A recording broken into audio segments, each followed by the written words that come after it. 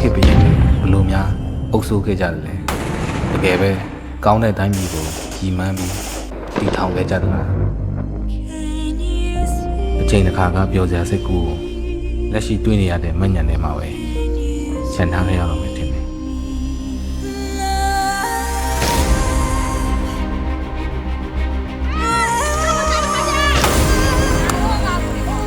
စိတ်ပိုင်းဆိုင်ရာတိုက်ပွဲလို့ကျွန်တော်ထင်တယ်ဘယ်လောက်ဒီခံနိုင်ရရှိတဲ့ပုံမူတည်ပြီးတော့ပဲသူတို့ဒီအခက်အခဲကိုကျော်လွှားနိုင်မှာဖြစ်တယ်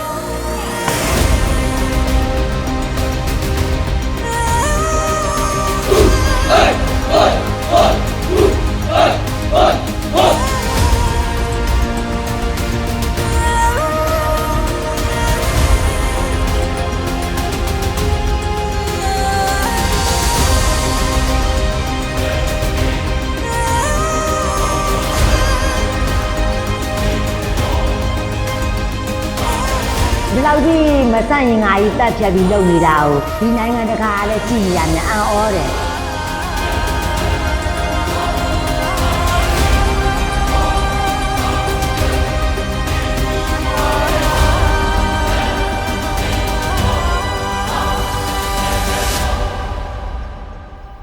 မင်းရဲ့နေဆိုတော့တောင်းမှမရှိဘူးပေါ့ဒါပေမဲ့ခွာတဲ့ပြင်းနေဝီရောက်တယ်ပြီးတော့လွတ်လပ်တယ်ဒါကြောင့်ခွာတဲ့ပြင်းအားမန်တည်၍လွတ်လပ်နေခြင်းပန်းရဲ့လမ်းမှာခေတ္တမရဲ့ဝင်ကိုချမ်းရင်ရည်ရွယ်ရပန်းနိုင်မှုကိုအမြဲဆုံးလမ်းကန်စကူတိုင်းပါစေ